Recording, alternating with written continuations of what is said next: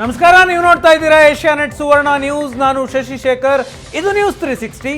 ಇವತ್ತಿನ ನ್ಯೂಸ್ 360ಯಲ್ಲಿ ಸಿದ್ದರಾಮಯ್ಯನವರ ವಿರುದ್ಧ ಬಿಜೆಪಿ ಒಂದು ಗಂಭೀರ ಆರೋಪವನ್ನ ಮಾಡ್ತಾ ಇದೆ.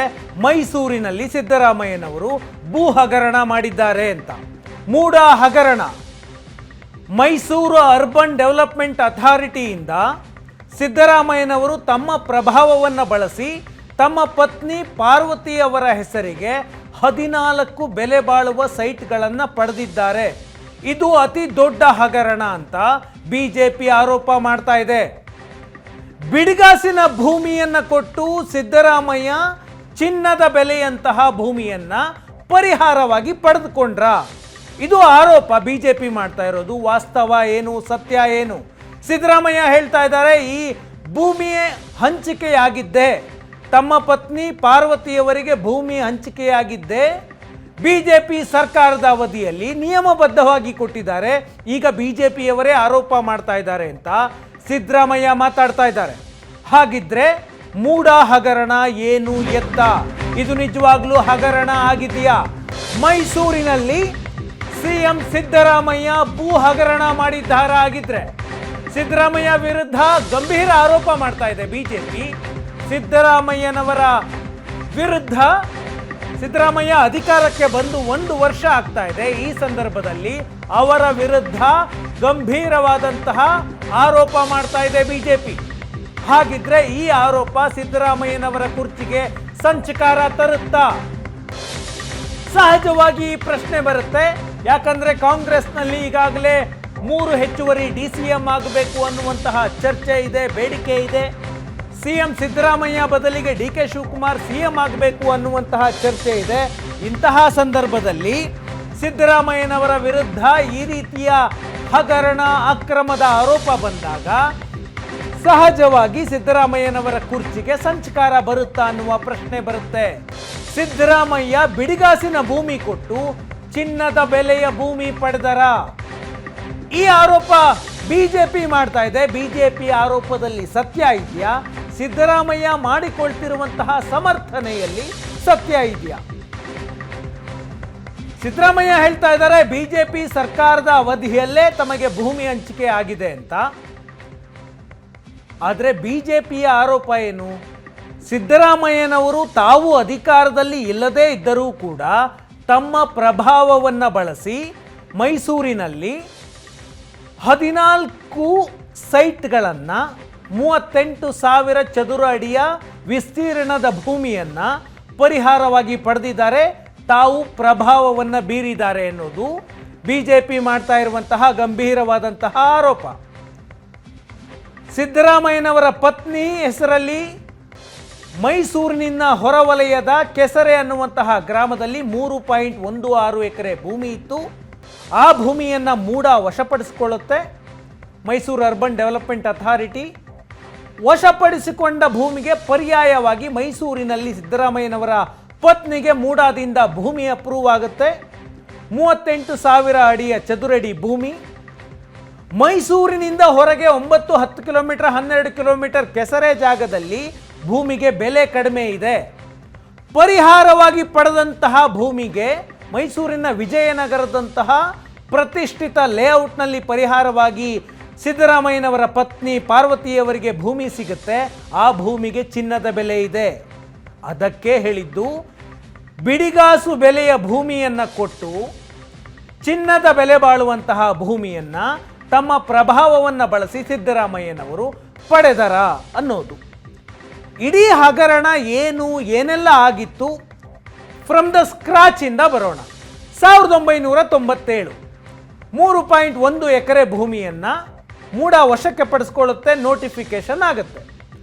ಇಷ್ಟು ಅಗಲದ ಭೂಮಿಯನ್ನು ನಾವು ಲೇಔಟ್ ಮಾಡೋದಕ್ಕೆ ವಶಪಡಿಸ್ಕೊಳ್ತಾ ಇದ್ದೀವಿ, ಸ್ವಾಧೀನ ಮಾಡ್ಕೊಳ್ತಾ ಇದ್ದೀವಿ ಅಂತ ನೋಟಿಫೈ ಮಾಡಲಾಗುತ್ತೆ. 1997ರಲ್ಲಿ ಪರಿಹಾರವಾಗಿ, ಆಗ ಭೂಮಿ ಇನ್ನೂ ಸಿದ್ದರಾಮಯ್ಯನವರ ಪತ್ನಿಯ ಹೆಸರಿಗೆ ಬಂದಿರೋದಿಲ್ಲ, ಮೂಲ ಮಾಲೀಕ ಯಾರೋ ಜವರ ಅಂತೆ, ಆ ವ್ಯಕ್ತಿಯ ಹೆಸರಲ್ಲಿರುತ್ತೆ. ಆತನಿಗೆ 3,24,700 ರೂಪಾಯಿ ಅವತ್ತಿನ ಕಾಲದಲ್ಲಿ 1997ರಲ್ಲಿ ಪರಿಹಾರ ನೀಡೋದಕ್ಕೆ ಮೂಡ ನಿರ್ಧಾರ ಮಾಡುತ್ತೆ.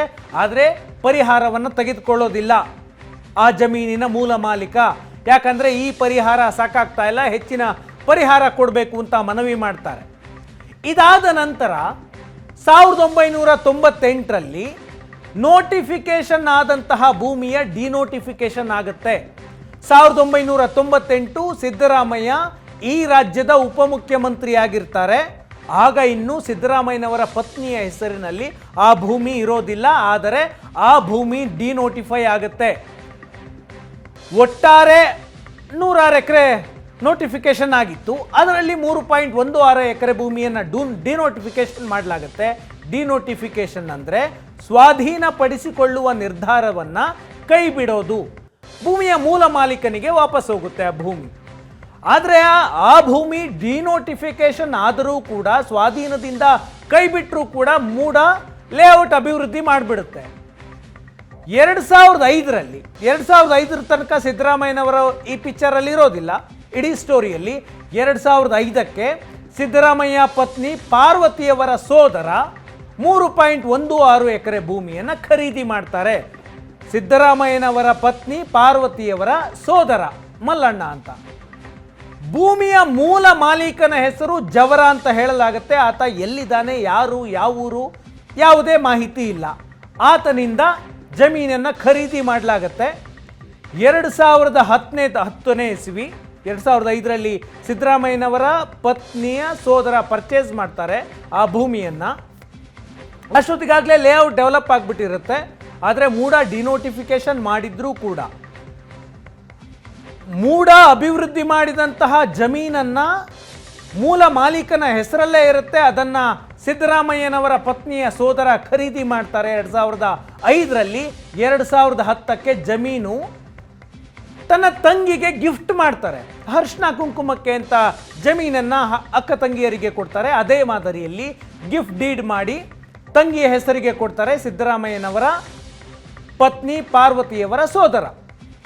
2014ಕ್ಕೆ ಮೂಡ ಪರಿಹಾರಕ್ಕಾಗಿ ಸಿದ್ದರಾಮಯ್ಯನವರ ಪತ್ನಿ ಅರ್ಜಿ ಸಲ್ಲಿಸ್ತಾರೆ. 2014ರವರೆಗೆ 2005ರಲ್ಲಿ ಪರ್ಚೇಸ್ ಆಗುತ್ತೆ. 2010ರಲ್ಲಿ ಪಾರ್ವತಿಯವರ ಹೆಸರಿಗೆ ಬರುತ್ತೆ. 10 ವರ್ಷಗಳ ಕಾಲ 2005ರಿಂದ 2014ರವರೆಗೆ 9 ವರ್ಷಗಳ ಕಾಲ ಪರಿಹಾರಕ್ಕೆ ಅರ್ಜಿ ಸಲ್ಲಿಸೋದಿಲ್ಲ. 2014ಕ್ಕೆ ಪರಿಹಾರಕ್ಕಾಗಿ ಅರ್ಜಿ ಸಲ್ಲಿಕೆ ಮಾಡಲಾಗುತ್ತೆ. 2015ರಲ್ಲಿ ಲೇಔಟ್ ಅಭಿವೃದ್ಧಿಗೆ 50-50 ನಿಯಮ ಜಾರಿ ಮಾಡಿತ್ತು. ಆವಾಗ ಸಿದ್ದರಾಮಯ್ಯ ಸರ್ಕಾರ ಇತ್ತು. ಈ ಲೇಔಟ್ಗೋಸ್ಕರ ಮಾಡಿದಂತಹ ನಿಯಮ ಅಲ್ಲ, ಜನರಲ್ ಆಗಿ ಇಡೀ ರಾಜ್ಯದಲ್ಲಿ ಯಾವುದೇ ಭೂಮಿಯನ್ನು ಸೈಟ್ ಮಾಡೋದಕ್ಕೆ ಅಭಿವೃದ್ಧಿ ಪಡಿಸಿದ್ರೆ 50-50 ನಿಯಮವನ್ನು ಸಿದ್ದರಾಮಯ್ಯ ಸರ್ಕಾರ 2015ರಲ್ಲಿ ಜಾರಿಗೆ ತರುತ್ತೆ. ಮೈಸೂರಿಗಾಗಿ ಈ ಲೇಔಟ್ಗಾಗಿ ಮಾಡಿದಂತಹ ನಿಯಮ ಅಲ್ಲ, ಒಟ್ಟಾರೆ ಇಡೀ ರಾಜ್ಯಕ್ಕೆ. ಅಂದರೆ ಭೂಮಿಯನ್ನು ವಶಪಡಿಸಿಕೊಂಡ್ರೆ 50% ಭೂಮಿ ಅಭಿವೃದ್ಧಿ ಹೊಂದಿದ ಭೂಮಿ, 50% ಸರ್ಕಾರಕ್ಕೆ, 50% ಯಾರು ಜಮೀನನ್ನು ಕೊಡ್ತಾನೆ ಆ ರೈತನಿಗೆ ಸಿಗುತ್ತೆ. ಆ ನಿಯಮ 2015ರಲ್ಲಿ ಸಿದ್ದರಾಮಯ್ಯ ಸರ್ಕಾರ ಇದ್ದಾಗ ಬರುತ್ತೆ.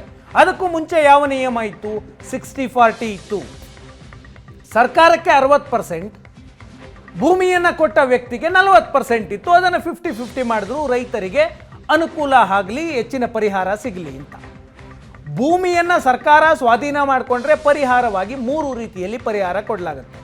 ಒಂದು 5 ಎಕರೆ ಭೂಮಿಯನ್ನು ಸ್ವಾಧೀನ ಮಾಡಿಕೊಂಡ್ರೆ ಅಭಿವೃದ್ಧಿ ಹೊಂದಿರದೇ ಇರುವಂತಹ ಭೂಮಿ ಕೃಷಿ ಭೂಮಿ, ಮತ್ತೆಲ್ಲ ಬೇರೆ ಒಂದು ಕಡೆ ಅದೇ ಎಷ್ಟು ಪ್ರಮಾಣದಲ್ಲಿ ವಶಪಡಿಸಿಕೊಳ್ಳಲಾಗುತ್ತೋ ಅಷ್ಟೇ ಪ್ರಮಾಣದಲ್ಲಿ ಭೂಮಿಯನ್ನು ಕೊಡಲಾಗುತ್ತೆ. ಬೇರೆ ಯಾವುದಾದ್ರೂ ಜಾಗದಲ್ಲಿ ಕೃಷಿ ಭೂಮಿ ಇಲ್ಲವಾದರೆ ಹಣವನ್ನು ಕೊಡಲಾಗುತ್ತೆ, ಸರ್ಕಾರ ನಿಗದಿ ಮಾಡಿದಷ್ಟು ಪರಿಹಾರವನ್ನು ಕೊಡಲಾಗುತ್ತೆ. ಅದೂ ಇಲ್ಲ ಅಂದರೆ ಅದೇ ಭೂಮಿಯಲ್ಲಿ ಅಭಿವೃದ್ಧಿ ಹೊಂದಿದಂತಹ ಭೂಮಿ ಸೈಟ್ ಎಲ್ಲ ಡೆವಲಪ್ ಮಾಡಿದ ನಂತರ 50-50, 50% ಗೌರ್ಮೆಂಟು ಅಂದರೆ ಅಭಿವೃದ್ಧಿ ಪ್ರಾಧಿಕಾರಗಳು, ಇನ್ನು 50% ಭೂಮಿಯನ್ನು ಯಾರು ಕೊಟ್ಟರು ಸರ್ಕಾರಕ್ಕೆ ಅಥವಾ ಅಭಿವೃದ್ಧಿ ಪ್ರಾಧಿಕಾರಕ್ಕೆ ಅವರಿಗೆ ಅರ್ಧ ಸೈಟ್ ಸರ್ಕಾರಕ್ಕೆ ಅನ್ನುವ ನಿಯಮ.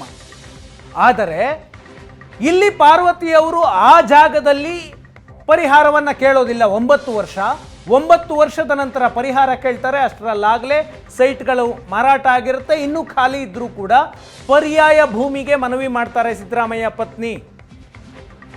ಎಲ್ಲಿ ಮೈಸೂರಿನಿಂದ 10-12 ಕಿಲೋಮೀಟರ್ ದೂರದಲ್ಲಿರುವಂತಹ ಕೆಸರೆಯಲ್ಲಿ ತಮಗೆ ಭೂಮಿ ಬೇಡ, ಯಾವ ಜಾಗದಲ್ಲಿ ಭೂಮಿಯನ್ನು ವಶಕ್ಕೆ ಪಡೆಯಲಾಗಿತ್ತು ಅಲ್ಲಿ ಪರಿಹಾರವಾಗಿ ಭೂಮಿ ಬೇಡ, ಬೇರೆ ಜಾಗದಲ್ಲಿ ಕೊಡಿ, ಪರ್ಯಾಯ ಜಾಗದಲ್ಲಿ ಕೊಡಿ ಅಂತ. ಓಕೆ ಪರ್ಯಾಯ ಜಾಗದಲ್ಲೇ ಕೊಡ್ತೀವಿ ಅಂತ ಮೂಡ ಪ್ರಸ್ತಾವನೆಯನ್ನು ಮಾಡುತ್ತೆ, ಅದಕ್ಕೆ ಒಪ್ಕೊಳ್ತಾರೆ. 2021 ಅಕ್ಟೋಬರ್ 20ರಲ್ಲಿ 50-50 ಒಪ್ಪಂದದ ಅಡಿಯಲ್ಲಿ ಅಭಿವೃದ್ಧಿಪಡಿಸಿದ ಭೂಮಿಯನ್ನು ನೀಡೋದಕ್ಕೆ ಮೂಡ ನಿರ್ಧಾರ ಮಾಡುತ್ತೆ. 3.16 ಎಕರೆ ಭೂಮಿ ಪಾರ್ವತಿಯವರಿಗೆ ಸೇರಿದ ಭೂಮಿ ವಶಪಡಿಸಿಕೊಳ್ಳಲಾಗಿರುತ್ತೆ. ಅಭಿವೃದ್ಧಿಪಡಿಸಿದಂತಹ ಜಾಗದಲ್ಲಿ 50% ಪಾರ್ವತಿಯವರಿಗೆ, 50% ಸರ್ಕಾರಕ್ಕೆ, ಅಂದರೆ ಮೂಡಾಗೆ ಅನ್ನುವ ನಿರ್ಧಾರ ಆಗುತ್ತೆ. ಪರ್ಯಾಯ ಜಾಗದಲ್ಲಿ ಕೊಡುವಂತಹ ನಿರ್ಧಾರ ಆಗುತ್ತೆ. ಮೈಸೂರಿನ ವಿಜಯನಗರದ 3 ಬಡಾವಣೆಗಳಲ್ಲಿ ಪಾರ್ವತಿಯವರಿಗೆ 14 ಸೈಟ್ಗಳನ್ನು ಹಂಚಿಕೆ ಮಾಡಲಾಗುತ್ತೆ. ಒಂದಷ್ಟು 30-40 ಇದ್ರೆ 60-80, 50-60 ಈ ರೀತಿ ಬೇರೆ ಬೇರೆ ಅಳತೆಯ ಸೈಟ್ಗಳನ್ನು ಪರಿಹಾರವಾಗಿ ಸಿದ್ದರಾಮಯ್ಯನವರ ಪತ್ನಿ ಪಾರ್ವತಿಯವರಿಗೆ ಹಂಚಿಕೆ ಮಾಡಲಾಗುತ್ತೆ. ಒಟ್ಟು ಹಂಚಲಾದಂತಹ ಭೂಮಿ 38,284 ಚದರ ಅಡಿ. ಅಷ್ಟು ಭೂಮಿಯನ್ನು ಪರಿಹಾರವಾಗಿ ನೀಡಲಾಗುತ್ತೆ. ಇದಿಷ್ಟು 1992ರಿಂದ ಶುರುವಾಗಿ 2021ರವರೆಗೆ ನಡೆದಂತಹ ವಿವರ. ಈಗ ಅಲಿಗೇಷನ್ಸ್ ಏನು, ಆರೋಪ ಏನು ಸಿದ್ದರಾಮಯ್ಯನವರ ವಿರುದ್ಧ? ಬಿಡಿಗಾಸಿನ ಭೂಮಿ ಕೊಟ್ಟು ಚಿನ್ನದ ಬೆಲೆ ಬಾಳುವಂತಹ ಭೂಮಿ ಪಡೆದ್ರ ಸಿದ್ದರಾಮಯ್ಯ ಅನ್ನುವುದು ಆರೋಪ. ಮೈಸೂರಿನಿಂದ 12 ಕಿಲೋಮೀಟರ್ ಜಾಗದಲ್ಲಿರುವಂತಹ ಭೂಮಿಯ ಬೆಲೆ ಕಡಿಮೆ ಇದೆ. ಮೈಸೂರಿನ ನಗರದ ಮಧ್ಯೆ ಇರುವಂತಹ ದೊಡ್ಡ ಲೇಔಟ್ನಲ್ಲಿ ಭೂಮಿಯ ಬೆಲೆ ಜಾಸ್ತಿ ಇದೆ.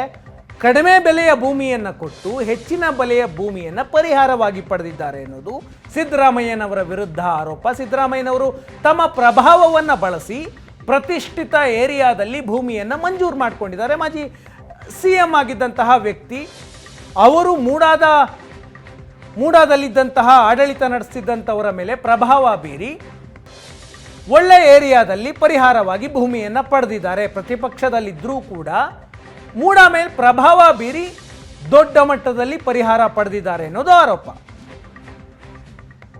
ಸಿದ್ದರಾಮಯ್ಯನವರ ಪತ್ನಿ ಹೆಸರಲ್ಲಿ ಕೆಸರಲ್ಲೇ ಇದ್ದ ಭೂಮಿಗೆ ಜಾಗದ ಮೌಲ್ಯ ಎಷ್ಟು? 3.16 ಎಕರೆ ಮೂಡಾಗೆ ಕೊಟ್ಟಿದ್ರಲ್ಲ, ಅಲ್ಲಿ ಚದುರ ಅಡಿಗೆ ಈಗ ಎಷ್ಟು ಮೌಲ್ಯ ಇದೆ? 5,000 ರಿಂದ 6,000 ರೂಪಾಯಿ ಇದೆ. ಈಗ ಸಿದ್ದರಾಮಯ್ಯನವರು ಪರಿಹಾರವಾಗಿ ಪಡೆದಿರುವಂತಹ ಭೂಮಿಯ ಮೌಲ್ಯ ಎಷ್ಟಿದೆ? 10,000 ರಿಂದ 12,000 ಇದೆ. ಅಂದರೆ ಒಂದು ಲೆಕ್ಕಾಚಾರದ ಪ್ರಕಾರ 38,284 ಚದುರ ಅಡಿ ಅಷ್ಟು ಭೂಮಿಯನ್ನು ಕೆಸರೆಯಲ್ಲೇ ಪಡೆದಿದ್ರೆ ಸಿದ್ದರಾಮಯ್ಯನವರಿಗೆ ಒಂದು ಚದುರ ಅಡಿಗೆ 5,000 ರಿಂದ 6,000 ಪರಿಹಾರ ಸಿಗ್ತಾ ಇತ್ತು. ಆದರೆ ಪರ್ಯಾಯ ಭೂಮಿಯನ್ನು ವಿಜಯನಗರದಂತಹ ಪ್ರತಿಷ್ಠಿತ ಏರಿಯಾದಲ್ಲಿ ಪಡೆದಿರೋ ಕಾರಣದಿಂದ ಸಿದ್ದರಾಮಯ್ಯನವರ ಈಗ ಪಡೆದಿರುವಂತಹ ಭೂಮಿಯ ಮೌಲ್ಯ 10,000 ರಿಂದ 12,000 ಇದೆ ಪ್ರತಿ ಚದುರ ಅಡಿಗೆ. ಅಂದರೆ ಸಿದ್ದರಾಮಯ್ಯನವರ ಮೂಲ ಜಾಗ ಇತ್ತಲ್ಲ, ಅದರ ಮೌಲ್ಯಕ್ಕಿಂತಲೂ ಈಗ ಪಡೆದಿರುವಂತಹ ಪರಿಹಾರದ ಭೂಮಿಯ ಮೌಲ್ಯ ಡಬಲ್ ಇದೆ. ಹಾಗಾಗಿ ಇದು ಅಕ್ರಮ. ಪ್ರಭಾವವನ್ನು ಬಳಸಿ ಸಿದ್ದರಾಮಯ್ಯ ತಮ್ಮ ಪತ್ನಿಯ ಹೆಸರಿಗೆ ಭೂಮಿಯನ್ನು ಮಂಜೂರು ಮಾಡಿಸ್ಕೊಂಡಿದ್ದಾರೆ ಅನ್ನೋದು ಆರೋಪ. ಸಿದ್ದರಾಮಯ್ಯನವರು ಏನು ಹೇಳ್ತಾರೆ ಇದಕ್ಕೆ? BJP ಇದ್ದಾಗಲೇ ಇದನ್ನು ಮಂಜೂರು ಮಾಡಿದೆ, ನಾವೇನು ಮಾಡಿದ್ದಲ್ಲ. BJP ಸರ್ಕಾರ ಇದ್ದಾಗಲೇ 2021 ಅಕ್ಟೋಬರ್ನಲ್ಲಿ ಮಂಜೂರಾಗಿದೆ. ಆಗ BJP ಸರ್ಕಾರ ಇತ್ತು, ನಾನಿರಲಿಲ್ಲ ಅಂತ. ಹೌದು, 2021ರಲ್ಲಿ BJP ಸರ್ಕಾರ ಇತ್ತು, ಬಸವರಾಜ ಬೊಮ್ಮಾಯಿ ಮುಖ್ಯಮಂತ್ರಿಯಾಗಿದ್ದರು. ಆಗ ಹಂಚಿಕೆಯ ನಿರ್ಧಾರ ಆಗತ್ತೆ. ಮೈಸೂರಿನ ವಿಜಯನಗರದಲ್ಲಿರುವಂತಹ ಪ್ರತಿಷ್ಠಿತ ಏರಿಯಾದಲ್ಲಿ 38,284 ಚದುರ ಅಡಿಯ ಭೂಮಿ 2021 ಅಕ್ಟೋಬರ್ನಲ್ಲಿ ಪಾರ್ವತಿಯವರಿಗೆ ಮೂಡ ಹಂಚಿಕೆ ಮಾಡುತ್ತೆ. ಆಗ ಮೂಡಾದ ಅಧ್ಯಕ್ಷರಾಗಿದ್ದವರು HV ರಾಜೀವ್ ನೇಮಕ ಆಗಿದ್ದು ಯಾವಾಗ? BS ಯಡಿಯೂರಪ್ಪ CM ಆಗಿದ್ದಂತಹ ಸಂದರ್ಭದಲ್ಲಿ. ಆನಂತರ ಯಡಿಯೂರಪ್ಪ ರಾಜೀನಾಮೆ ಕೊಡ್ತಾರೆ. ಯಡಿಯೂರಪ್ಪನವರ ನಂತರ ಬಸವರಾಜ ಬೊಮ್ಮಾಯಿ CM ಆಗ್ತಾರೆ. ಆಗಲೂ ಕೂಡ ರಾಜೀವ್ ಮೂಡಾದ ಅಧ್ಯಕ್ಷರಾಗಿ ಮುಂದುವರಿತಾರೆ.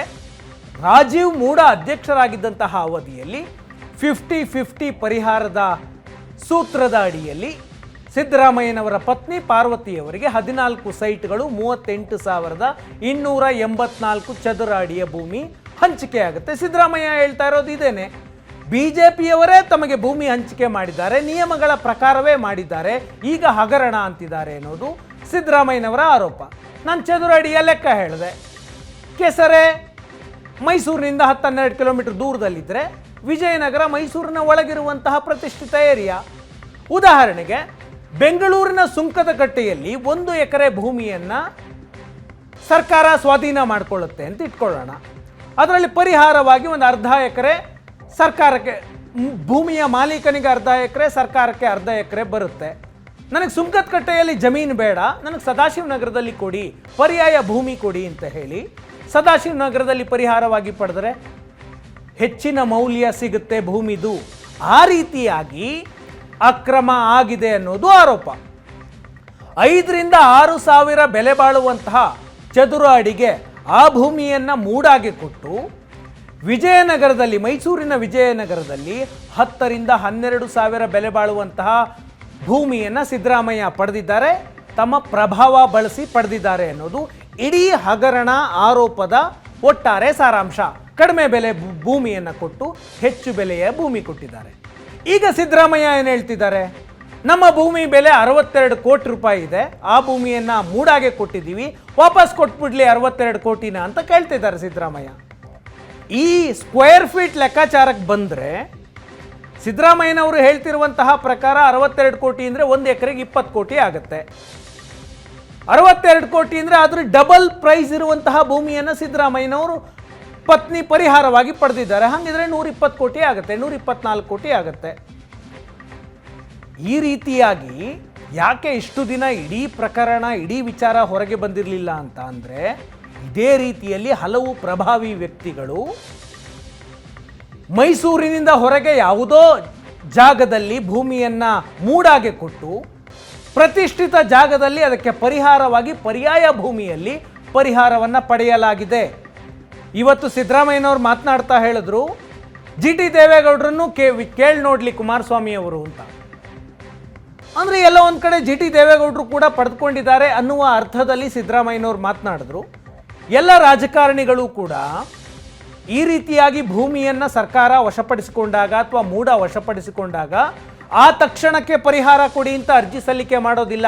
ಯಾಕಂದರೆ ವೆಯ್ಟ್ ಮಾಡ್ತಾರೆ. ಅವರಿಗೆ ಬೇರೆ ಜಾಗದಲ್ಲಿ, ಅಂದರೆ ಹೆಚ್ಚು ಬೆಲೆ ಬಾಳುವಂತಹ ಪ್ರತಿಷ್ಠಿತ ಜಾಗದಲ್ಲಿ, ಸಿಟಿ ಸೆಂಟರ್ಗಳಲ್ಲಿ ಪರ್ಯಾಯ ಭೂಮಿ ಕೊಡಿ ಅಂತ ಮನವಿಯನ್ನು ಮಾಡ್ತಾರೆ. ಆ ನಂತರ ಎಲ್ಲ ರಾಜಕಾರಣಿಗಳು ಸೇರಿಕೊಂಡು ಅವರೇ ನಿರ್ಧಾರ ಮಾಡಿಕೊಂಡು ಭೂಮಿಯನ್ನು ಪರಿಹಾರವಾಗಿ ಪಡೆಯಲಾಗುತ್ತೆ. ಇದು ಸಿದ್ದರಾಮಯ್ಯನವರು ಒಬ್ಬರು ಮಾಡಿರೋದಲ್ಲ. BJPಯವರು ಹೇಳ್ತಾ ಇದ್ದಾರೆ ಇಡೀ ಹಗರಣದ ಮೊತ್ತ 4,000 ಕೋಟಿ ಅಂತ. 4,000 ಕೋಟಿ ಅಂದರೆ ಇದೇ ರೀತಿಯಲ್ಲಿ 100-200 ಸೈಟ್ಗಳನ್ನು ಬೇರೆ ಬೇರೆಯವರಿಗೆ ಹಂಚಿಕೆ ಮಾಡಿದ್ದಾರೆ. ಎಲ್ಲೋ ಹೊರವಲಯದಲ್ಲಿ ಭೂಮಿಯನ್ನು ಮೂಡಾಗೆ ಕೊಡೋದು ಅಥವಾ ಸರ್ಕಾರದ ಅಭಿವೃದ್ಧಿ ಪ್ರಾಧಿಕಾರಕ್ಕೆ ಕೊಡೋದು, ಸಿಟಿ ಸೆಂಟರ್ನಲ್ಲಿ ಬೆಲೆ ಬಾಳುವ ಭೂಮಿಯನ್ನು ಪರಿಹಾರವಾಗಿ ಪಡೆಯೋದು. ಈ ವಿಚಾರವಾಗಿ ವಿಶ್ವನಾಥ್ ಮತ್ತು ಸಿದ್ದರಾಮಯ್ಯನವರು ಇವತ್ತು ಮಾತನಾಡಿದ್ದಾರೆ ನೋಡಿ. ಬಿಜೆಪಿಯವರಿಗೆ ಏನು ವಿಷಯ ಇಲ್ಲ, ಅವರು RSS ಏನ್ ಹೇಳ್ತಾರೆ ಅದು ಕೇಳ್ಕೊಂಡು ಚಳುವಳಿ ಮಾಡ್ತಾರೆ. ನಮ್ದು 3 ಎಕರೆ 16 ಗುಂಟೆನ ಒತ್ತುವರಿ ಮಾಡ್ಕೊಂಡ್ಬಿಟ್ಟಿದ್ದಾರೆ ಅವರು ಮೂಡಾದವರು. ನಾವು ಇಂಥ ಕಡೆ ಕೊಡಿ ಅಂತ ಕೇಳಿದೀವ, ಇಂಥ ಕಡೆನೆ ಕೊಡಿ ಅಂತ ಕೇಳಿದೀವಿ ಅಂದ್ರೆ ಈ ಸೈಟ್ ಕೊಟ್ಟದ್ದು ಯಾವಾಗ, ಯಾರಿದ್ರ ಅಧಿಕಾರದಲ್ಲಿದ್ರು? ಬಿಜೆಪಿಯವರು. ಮತ್ತೆ ಅವರೇ ಕೊಟ್ಬಿಟ್ಟು ಅವರೇ ಇದು ಹೇಳಿದ್ರ, ಅವರೇ ಕಾನೂನು ಬಾಹಿರ ಅಂತ ಹೇಳಿದ್ರೆ ಹೆಂಗ್ರಿ?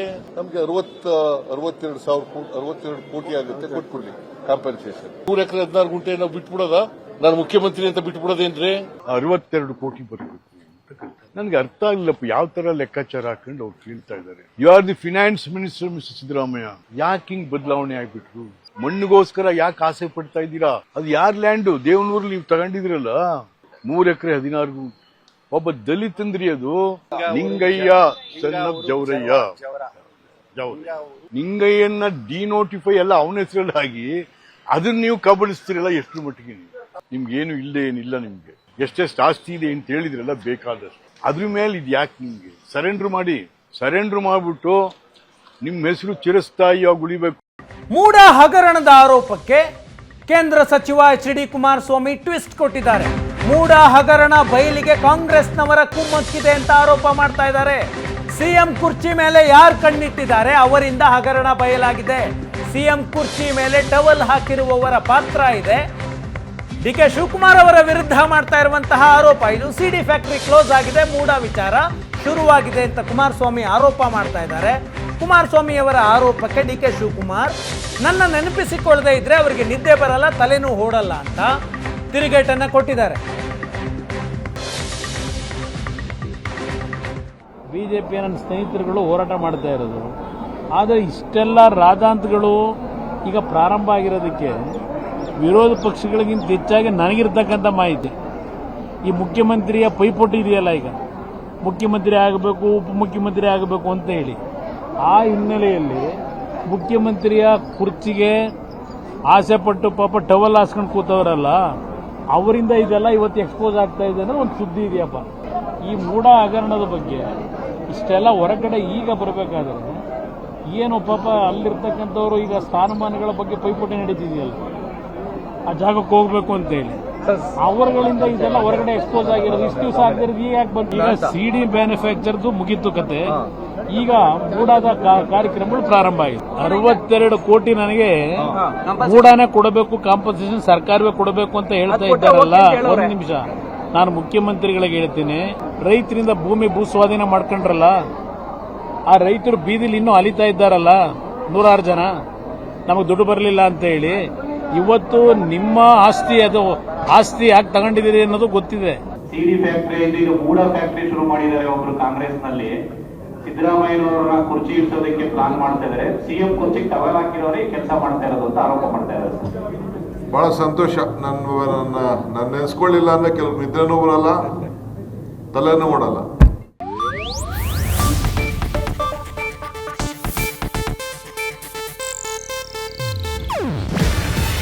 ಇದು ಏಷ್ಯಾನೆಟ್ ನ್ಯೂಸ್ ನೆಟ್ವರ್ಕ್ ಪ್ರಸ್ತುತಿ. ನೀವು ನೋಡ್ತಿದ್ದೀರಾ ಏಷ್ಯಾನೆಟ್ ಸುವರ್ಣ ನ್ಯೂಸ್.